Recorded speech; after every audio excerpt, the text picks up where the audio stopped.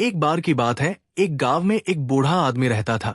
वो बूढ़ा आदमी अपने बेटे से बहुत परेशान था, क्योंकि उसका बेटा बहुत ही नालायक था, कामचोर था। वो कोई काम नहीं करता था और बस गांव में इधर से उधर घुमा करता था। तो एक दिन उस बूढ़े आदमी ने अपने बेटे को सबक सिखाने का सोचा।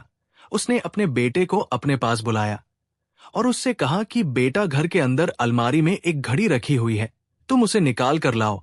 लड़का घर के अंदर गया और उस घड़ी को बाहर निकाल कर लाया। फिर उसके पिता ने उससे कहा कि अब तुम एक काम करो, इस घड़ी को अपने साथ बाजार में लेकर जाओ और जितने लोग भी तुम्हें मिलेंगे सबसे तुम इस घड़ी की कीमत पूछकर आना। अब वो लड़का उस घड़ी को लेकर बाजार में चला गया।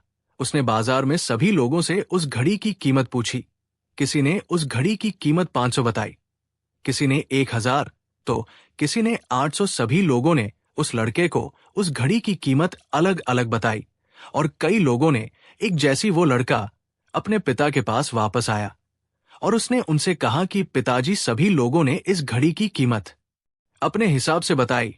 किसी ने 500, किसी ने 1000, तो किसी ने 800। अब उस बूढ़े आदमी ने अपने बेटे से कहा कि बेटा ठीक है, घड़ी को तुम अलमारी में रख दो और जाओ। अब अगले दिन फिर से उस बूढ़े आदमी ने अपने बेटे को अपने पास बुलाया और उसे फिर से अलमारी से घड़ी लाने को कहा। लड़का फिर जाता है और अलमारी से घड़ी निकाल कर लाता है और अब उस बूढ़े आदमी ने अपने बेटे से कहा कि बेटा, जाओ और आज तुम इस घड़ी के अंदर जो समय चल रहा है उसकी कीमत पूछकर आओ। लड़के को समझ नहीं आ रहा था कि उसके पिताजी उससे क्या करवाना चाह रहे हैं।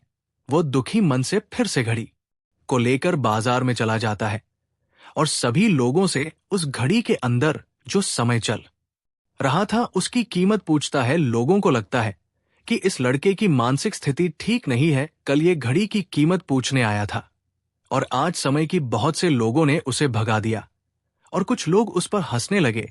अब लड़का परेशान हो जाए और सोचता है कि ये मेरे साथ क्या हो रहा है। तभी वो आखिरी बार एक बूढ़े आदमी की दुकान पर जाता है। वो बूढ़ा आदमी बहुत व्यस्त था। वो लड़के का सवाल सुनते ही समझ गया कि लड़का उससे क्या पूछना चाह रहा है। उस बूढ़े आदमी ने अपना कुछ समय निकालकर लड़के से कहा, बेटा, ये जो समय है ना, जिसकी तुम कीमत पूछ रहे हो, इसकी कोई कीमत नहीं लगा सकता है। तुम करोड़ों रुपए देकर भी अपनी जिंदगी का एक सेकंड वापस नहीं ला सकते हो। इसीलिए इस टाइम का सही उपयोग करो। टाइम की एक अच्छी बात है और एक बुरी बात है। बुरी बात यह है कि टाइम गुजर जाता है और अच्छी बात यह है कि तुम उसे किन चीजों में गुजारते हो, ये तुम्हारे हाथ में होता है। सभी के पास दिन में 24 घंटे होते हैं, अमीर के पास भी और गरीब के पास भी।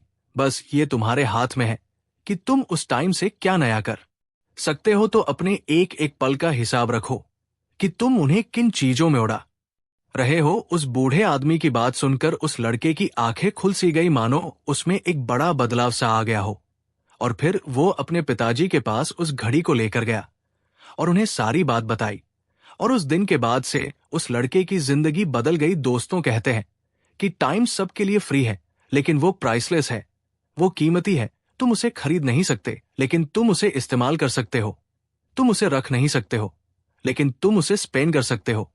और अगर एक बार तुम इसे गवा देते हो तो तुम इसे कभी भी वापस नहीं पा सकते हो।